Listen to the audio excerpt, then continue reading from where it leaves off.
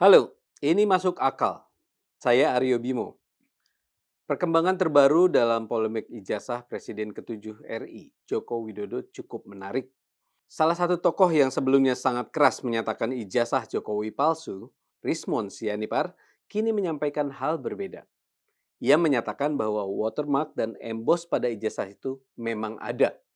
Rismon menyatakan bahwa ijazah Jokowi asli. Bahkan kemudian muncul informasi bahwa ia juga mengajukan restoratif justice.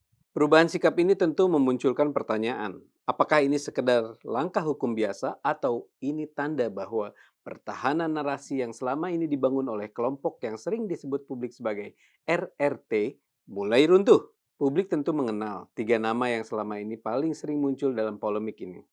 Roy Suryo, Rismon Sianipar, Dr. Tifa. Dalam berbagai diskusi publik, ketiganya sering tampil membawa narasi yang sama. Ijazah Jokowi disebut palsu. UGM dianggap tidak transparan. Negara dituduh menutupi sesuatu. Narasi ini dibangun sangat konsisten dari podcast ke podcast, dari talk show ke talk show, dari diskusi ke diskusi. Bahkan sempat muncul sebuah buku yang oleh sebagian pendukung narasi ini diperlakukan sebagai kitab suci pembuktian. Buku ini sering dijadikan referensi oleh para pendukung RRT untuk mengatakan, sudah terbukti kok. Dokumen tersebut berisi berbagai analisis teknis mengenai ijazah Jokowi. Namun semakin lama dokumen tersebut diperiksa, semakin terlihat banyak kesalahan mendasar. Mulai dari kesalahan membaca dokumen, kesalahan memahami teknik cetak, sampai metode analisis yang dipertanyakan. Salah satu kritik paling sering muncul adalah metode pemeriksaannya. Sebagian analisis dilakukan hanya berdasarkan foto atau scan dokumen yang beredar di internet.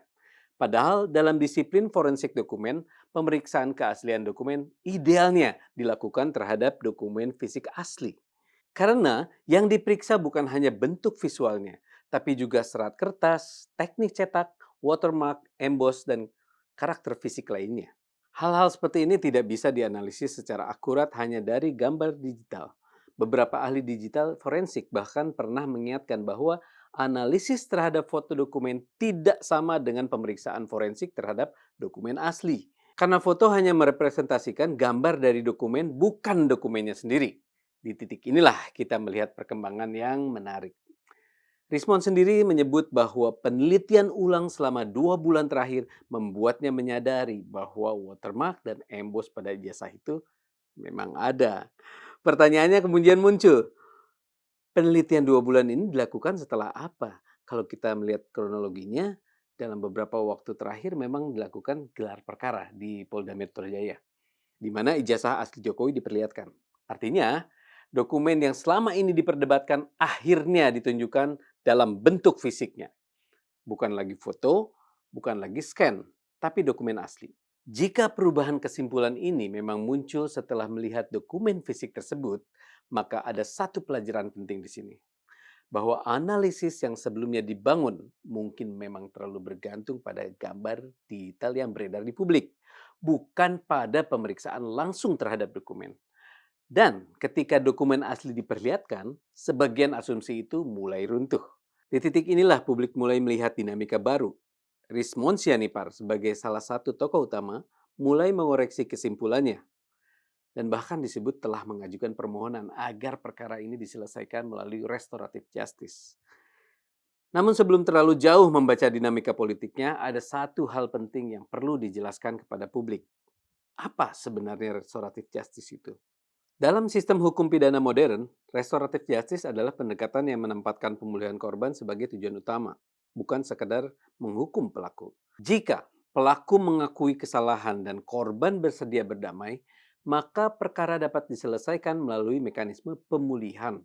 Konflik sosial selesai, korban dipulihkan, dan sistem peradilan tidak harus selalu berujung pada pidana penjara. Namun ada satu prinsip penting.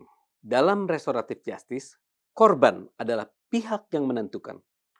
Tanpa persetujuan korban, mekanisme ini tidak dapat berjalan. Dalam perkara tuduhan ijazah ini, pihak yang merasa dirugikan adalah Pak Jokowi sebagai pelapor. Artinya, jika ada pihak yang mengajukan restoratif justice, keputusan akhirnya tetap berada pada beliau. Apakah menerima perdamaian atau tetap melanjutkan proses hukum? Dari informasi yang beredar, sikap Jokowi sejauh ini cukup konsisten. Untuk beberapa pihak seperti Egy Sujana dan Damai Lubis, ruang restoratif justice disebut terbuka sebagai bentuk penyelesaian damai. Namun, untuk kelompok yang sering disebut publik sebagai teroris, Tifa, Roy, dan Rismond, proses hukum disebut masih berjalan, artinya perkara belum selesai. Namun dalam situasi seperti ini, kita juga perlu mendinginkan kepala. Kabarnya ketika video ini dibuat, Rismond sedang menuju ke Solo untuk menemui Pak Jokowi. Tentu dalam rangka membahas permohonan restoratif justice-nya.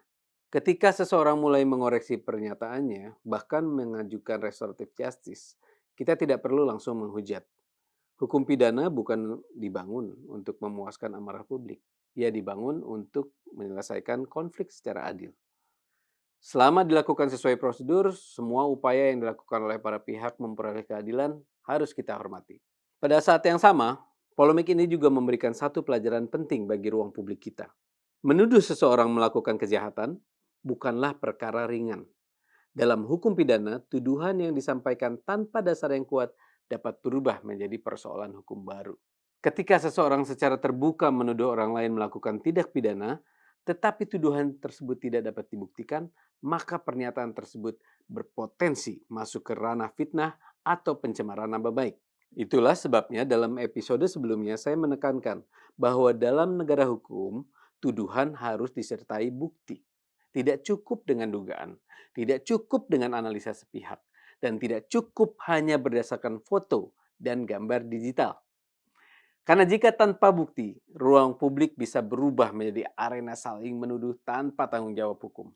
Dan sekarang, ketika salah satu tokoh utama mulai mengubah posisinya, publik tentu mulai bertanya, apakah ini sekadar koreksi pribadi? Atau ini tanda bahwa pertahanan yang selama ini dibangun oleh RRT mulai runtuh dari dalam? Waktu akan menjawab. Semoga perkembangannya akan lebih masuk akal.